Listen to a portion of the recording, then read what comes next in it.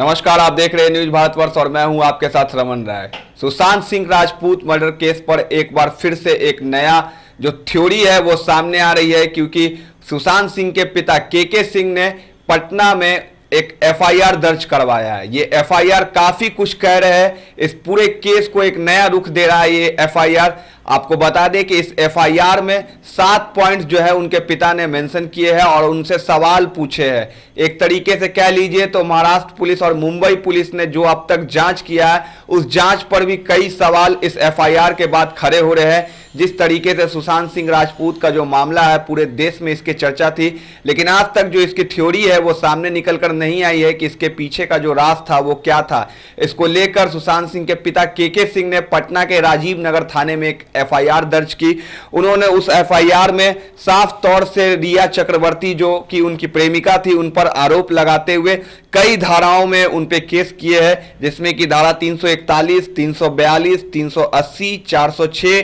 420 और 306 के जो मामले हैं वो दर्ज कराए। इसके साथ ही साथ पटना के राजीव नगर थाने में ये केस दर्ज कराया गया है, जिसमें कि सुशांत सिंह के पिता और उनके परिवार की तरफ से कई जो गंभीर आरोप है वो रिया चक्रवर्ती और उनके परिवार के लोगों पर लगाए गए हैं। हालांकि आपको बता दें कि जिस तरीके से सुशांत सिंह के पिता इतने दिन से शांत थे, उनके बाद उनका इस तरीके का ये रुख काफी सवाल खड़े करता है मुंबई पुलिस की जांच पर भी। इसको लेकर पटना के पुलिस के 4 सदस्यीय टीम भी मुंबई पहुंची है और अब जो है आगे की जो छानबीन है और आगे की जो कार्रवाई है पटना पुलिस की निगरानी में मुंबई में की जाएगी। इसको लेकर सुशांत सिंह के पिता के सिंह ने भी पटना के राजीव नगर थाने में जो एफआईआर दर्ज करवाई थी उसको लेकर साफ तौर से मीडिया में कई खबरें चल रही है, जिसको लेकर उनके पिता ने पटना के जो अधिकारी है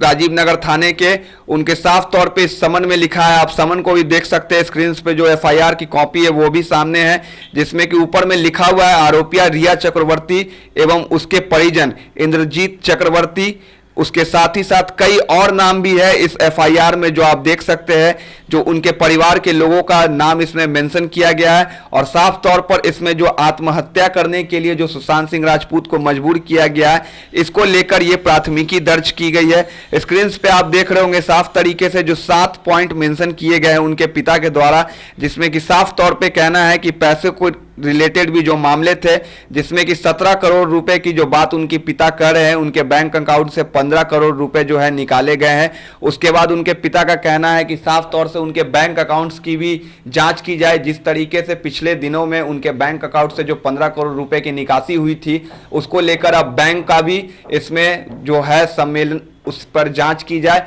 और इसके साथ ही साथ रिया चक्रवर्ती जिस तरीके से उनके जो जितने भी मेडिकल फाइल्स थे और मेडिकल जो सर्टिफिकेट थे उन तमाम सर्टिफिकेट्स और डॉक्टर की मिलीभगत की भी जो बात उनके पिता कर रहे हैं और इनकी भी जांच की मांग उनके पिता ने की है। साथ ही साथ जो एक दूसरा मुद्दा था इसी विवाद को लेकर कि जो बॉलीवुड में नेपोटिज्म को लेकर जो बातें चल रही थी, लेकिन पूरे तरीके से इस केस के बाद और उनके इस पिता के